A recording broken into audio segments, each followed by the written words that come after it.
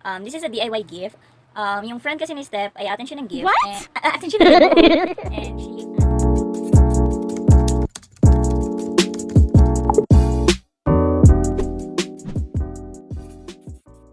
Welcome back to my YouTube channel. This is Ming. So for today's video, meron tayong gagawin na challenge. Hindi ko alam kung anong tawag sa challenge na to. Pero this is a DIY gift.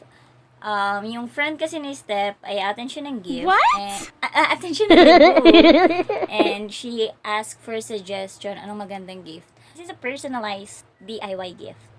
And excited ako. And hindi lang siya isa, kasi meron din magbe-birthday, or birthday din ngayon ni Teo, ang aking pamangkin. So, the challenge here is gagawin natin yung gift na yon within, ayan, ang time kasi ngayon is 10:29 a.m. So, maybe mga 12, patapos na tayo. And ano ba yung gagawin ko? Nagawa ko na siya dati, naipakita ko na rin siya, pero hindi ko pa yung napapakita yung talagang pagtatahi. So, gagawa natin siya ng yung bag, tote bag. Nakalimutan ko, tote bag. And pipaintingan ko din siya. And aside from that is gagawin din natin siya ng scrunchie. And gagawin natin siya within 2 hours. Sana kayanin. So, yun yung challenge natin. So, ayun. Una, magtatahi ako. Actually, na-prepare ko na yung nagupit ko na siya kasi kagabi. Yung tatahiin. Ito. Nagupit ko na siya kagabi. Ito na yung naka-layout na yung tote bag. So, talagang tatahiin ko na lang siya and then pipaintingan ko siya. So, dapat mga 12 patapos na tayo and also sa scrunchie. Nakikita niyo ba to guys? Oh, nagpaint kasi ako last time. Hindi ko na ipakita. Hindi ko na i-video kasi hindi naman talaga ako professional or magaling sa pagpipaint. Pero, ang cute, diba? Kulang pa siya. Dadagdagan ko siya. Mga palabas, lumang palabas. So, sorry, ang haggard ko talaga kasi di pa ako naliligo. Di pa talaga ako naliligo. And siningit ko lang to kasi may gagawin pa ako mamaya. So, yeah. Let's go. Let's do it, mga ka-do-it. And so, i-turn na natin ang ating mahiwagang makina. And so, hindi nakakabit yung sinulid. Oh my gosh. So, una kong tinahi yung handle ng bag. Ayan. So, after ko siyang tahiin, ay babaligtarin ko siya para hindi maghimulmul sa labas. Ayan. So, after naman ng mabaligtad na siya, itatahiin natin yung dalawang gilid. So, next, tatahiin naman natin yung mismong bag. So, pa-square yung pagtatahi natin, pero may open na isang side kasi yun yung susukan na gamit. So, ayan. And then, babaligtarin natin din siya. Pagkabaligtad natin, ay tatahiin ulit natin siya sa gilid. Paikot. Para malinis yung tela at hindi maghihimulmol. Alright. So, tatahiin na natin yung bukana ng bag. Hindi ko alam kung anong tawag doon. So, nakikita nyo doon ako nagsusukat. Wala akong tape measure. Pero yung ginagamit kong measurement is yung nakasulat sa may makina. Yung mga makina may ganun sukatan. Alright. So, ikakabit na natin yung handle ng bag. Make sure lang na pantay yung dalawang handle. Hindi naman kasi pwede hindi pantay. Mahirap gamitin yung bag.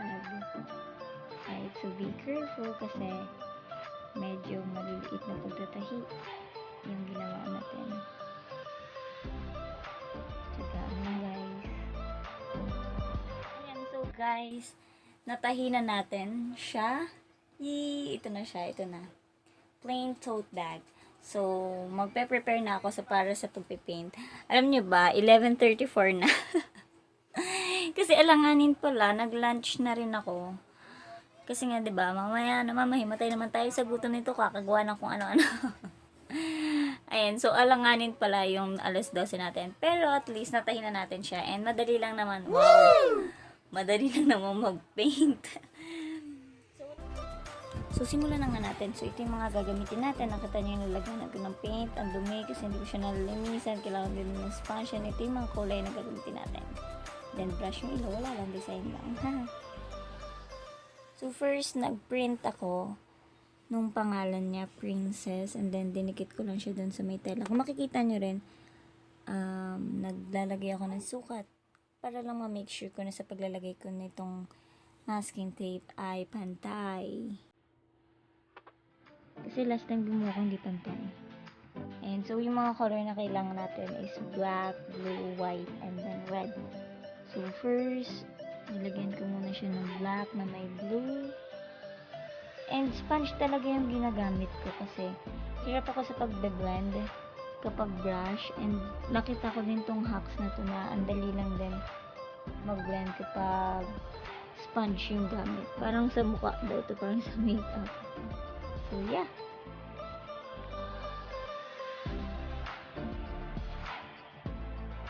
So, ano nga pala to, Galaxy inspired. So, parang may mga star-star. So, ayan, ginamitan ko siya ng toothbrush. And then, tatanggalin na natin yung papel na dinikit ko kanina.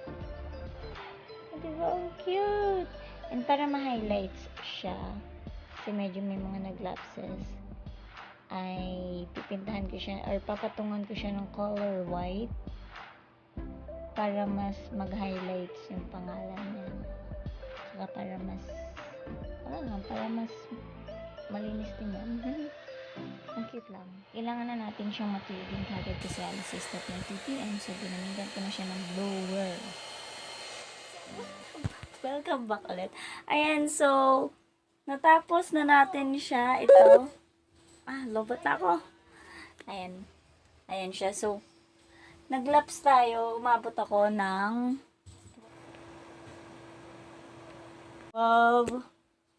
47. So, at least, diba, 12 pa din. Tinry ko na rin siya kasing patuyuin. And, sadly, hindi ko pa nagagawa yung scrunchie. Pero gagawin ko siya kasi nga nag-lunch ako. Pero, hindi ko sure kung na-hit natin yung goal na within 2 hours magawa siya. Kasi basa pa talaga siya. Basa pa. So, I will show you the packaging later kung ano talaga yung mangyayari or kung ano yung itsura nung ano. Yan, papakita ko mamaya yung packaging niya. So, yeah.